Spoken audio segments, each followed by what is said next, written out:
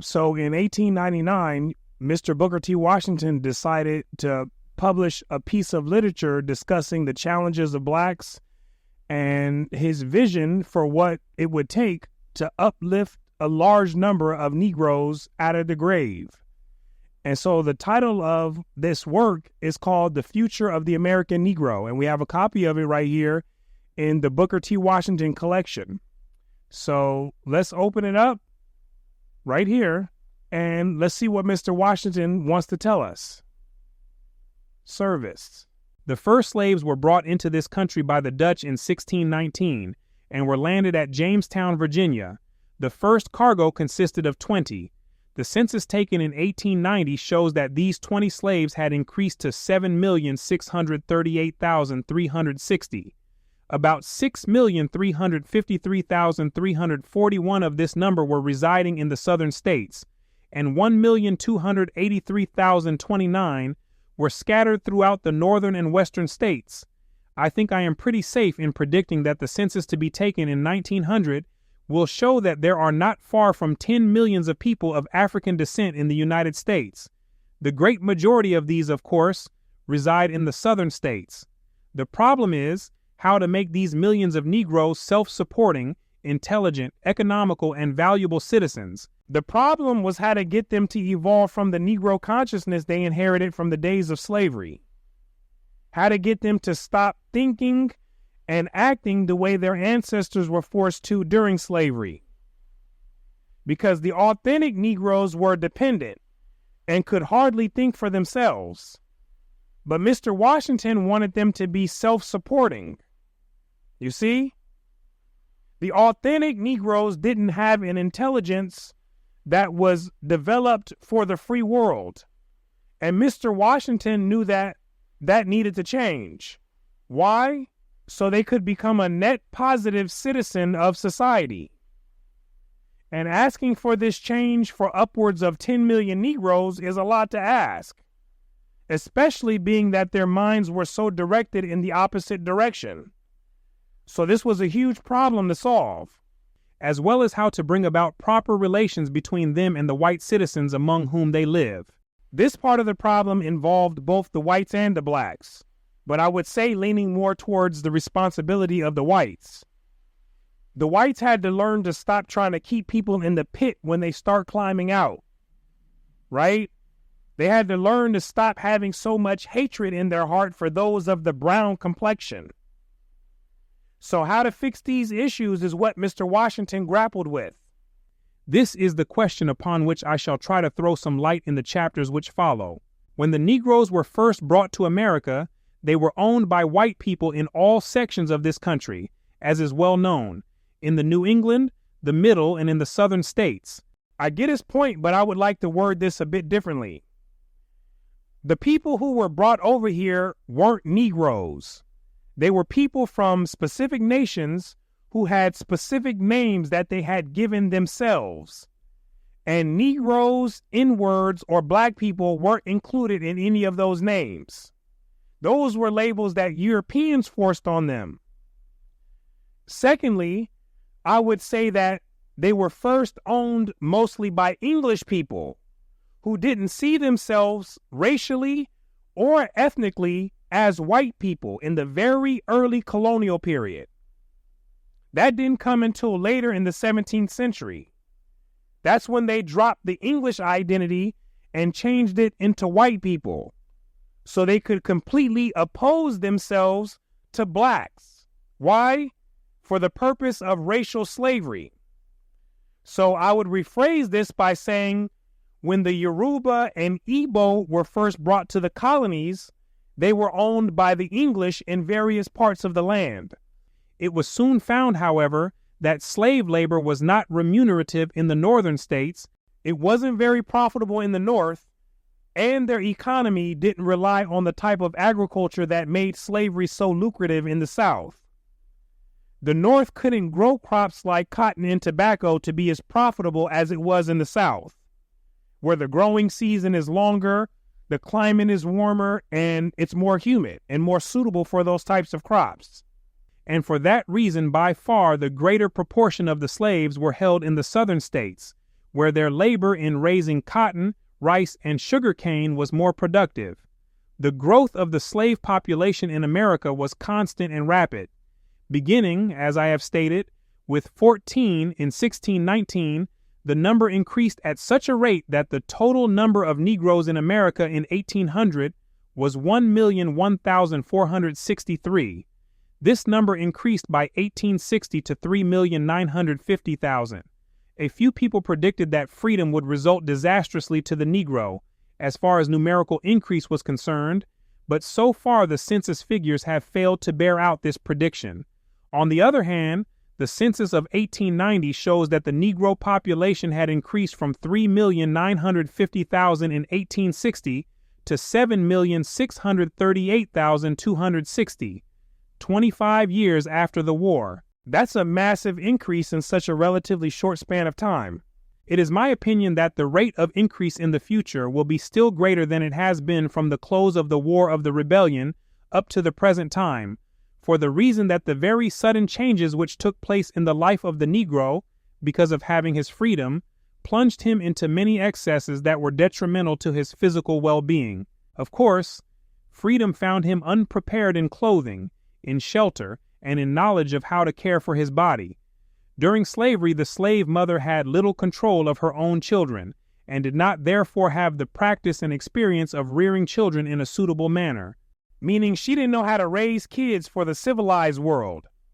She knew how to breastfeed and do what was needed to ensure basic survival, but teaching things like manners, health, hygiene, responsibility, organization, reading, discipline, self-control, and so forth, these for the most part have to be instilled in humans by others who already embody them, which the mothers in most cases did not.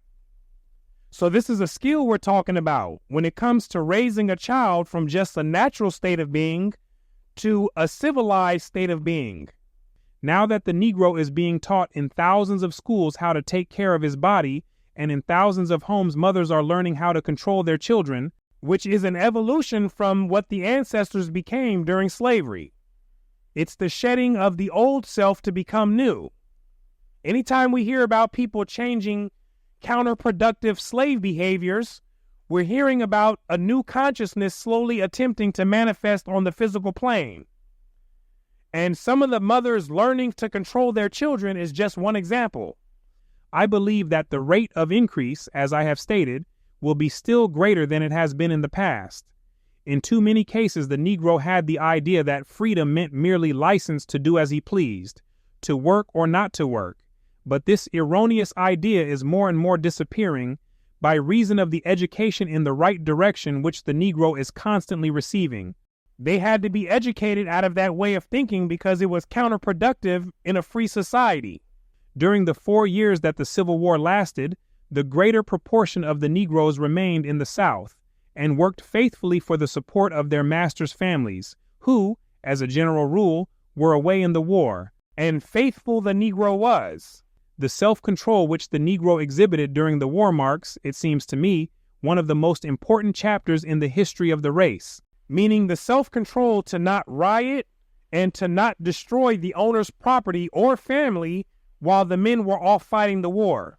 Notwithstanding, he knew that his master was away from home, fighting a battle which, if successful, would result in his continued enslavement.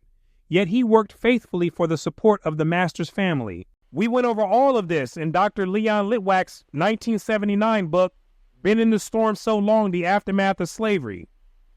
And there it shows how incredibly faithful the Negro was, and for various reasons.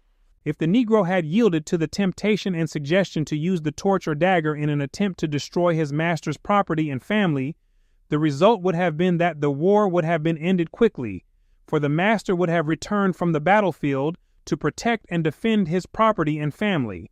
This is what many from the North thought would happen. They thought that the Southern Negro would rise all of a sudden and tear the roof off the mother sucker to help end the war. But that's the opposite of what happened. But the Negro, to the last, was faithful to the trust that had been thrust upon him, and during the 4 years of war in which the male members of the family were absent from their homes, there is not a single instance recorded where he in any way attempted to outrage the family of the master or in any way to injure his property. And Mr. Washington is saying this not to say that they were cowards, but he interprets it as a noble thing in a way. That's why he described it as a period of self-control when they did not yield to the temptation. He's using this faithfulness of the Negro to try to prove a point about the character of the Negro. Not only is this true, but all through the years of preparation for the war and during the war itself, the Negro showed himself to be an uncompromising friend to the Union. In fact, of all the charges brought against him, there is scarcely a single instance where one has been charged with being a traitor to his country. This has been true whether he has been in a state of slavery or in a state of freedom. That's the point he's making. He wanted to demonstrate how faithful Negroes will be when they're entrusted in something or have chosen a side. And it almost seems as he's using this as a way to gain some favor and some trust amongst the whites by reminding them of the history, which implies that they had nothing to worry about, right? That's what comes to mind as I read this. From 1865 to 1876, constituted what perhaps may be termed the days of Reconstruction. This was the period when the Southern states which had withdrawn from the Union were making an effort to reinstate themselves and to establish a permanent system of state government. At the close of the war, both the Southern white man and the Negro found themselves in the midst of poverty. The ex-master returned from the war to find his slave property gone, his farms and other industries in a state of collapse, and the whole industrial or economic system upon which he had depended for years entirely disorganized. All over with. The world in which they knew had changed in the blink of an eye. This is when white supremacy began going downhill in America. It had already reached its peak, and after anything reaches its peak, it has nowhere to go but where? Down. And that goes for anyone and anything. As we review calmly and dispassionately the period of Reconstruction, we must use a great deal of sympathy and generosity. The weak point, to my mind, in the Reconstruction era was that no strong force was brought to bear in the direction of preparing the Negro to become an intelligent, reliable citizen and voter. There was a strong force that forced the enslaved to develop the Negro consciousness, and that was the laws and the wit. But there were no strong forces applied to help Negroes succeed in the free world. They just let them go without anything. And at that point, it was pretty much survival of the fittest, or who could get their consciousness out of the black hole that it was sucked into. And the only people who would were the ones who really wanted to, like Mr. Booker T. Washington himself. The main effort seems to have been in the direction of controlling his vote for the time being, regardless of future interests. I hardly believe that any race of people with similar preparation and similar surroundings would have acted more wisely or very differently from the way the Negro acted during the period of Reconstruction. I concur. Without experience, without preparation, and in most cases without ordinary intelligence, he was encouraged to leave the field and shop and enter politics. Here we go. That under such circumstances he should have made mistakes is very natural. I do not believe that the Negro was so much at fault for entering so largely into politics, and for the mistakes that were made in too many cases, as were the unscrupulous white leaders who got the Negro's confidence and controlled his vote to further their own ends, regardless in many cases of the permanent welfare of the Negro. The corrupt white politicians who only wanted power and profits. These are who many of the black politicians followed the footsteps of. I have always considered it unfortunate that the Southern white man did not make more of an effort during the period of Reconstruction to get the confidence and sympathy of the Negro, and thus have been able to keep him in close touch and sympathy in politics. It was also unfortunate that the Negro was so completely alienated from the Southern white man in all political matters. I think it would have been better for all concerned if, immediately after the close of the war, an educational and property qualification for the exercise of the franchise had been prescribed that would have applied fairly and squarely to both races, and also, if, in educating the Negro, greater stress had been put upon training him along the lines of industry for which his services were in the greatest demand in the South. In a word, too much stress was placed upon the mere matter of voting and holding political office rather than upon the preparation for the highest citizenship. In saying what I have, I do not mean to convey the impression that the whole period of Reconstruction was barren of fruitful results. While it is not a very encouraging chapter in the history of our country, I believe that this period did serve to point out many weak points in our effort to elevate the Negro, and that we are now taking advantage of the mistakes that were made. The period of Reconstruction served at least to show the world that, with proper preparation and with a sufficient foundation, the Negro possesses the elements out of which men of the highest character and usefulness can be developed. I might name several characters who were brought before the world by reason of the Reconstruction period. I give one as an example of others. Honorable Blanche K. Bruce, who had been a slave, but who held many honorable positions in the state of Mississippi, including an election to the United States Senate, where he served a full term. Later, he was twice appointed Register of the United States Treasury. Extremely impressive. In all these positions, Mr. Bruce gave the greatest satisfaction, and not a single whisper of dishonesty or incompetency has ever been heard against him. During the period of his public life, he was brought into active and daily contact with Northern and Southern white people, all of whom speak of him in the highest measure of respect and confidence. So not only did he have the advancement in his career, but he also developed a reputation for good character, which is even more important.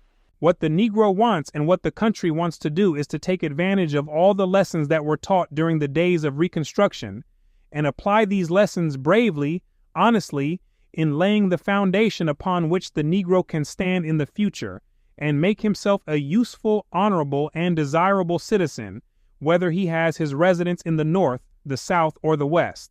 So this is what sets the tone for the rest of Mr. Washington's views on the future of the American Negro.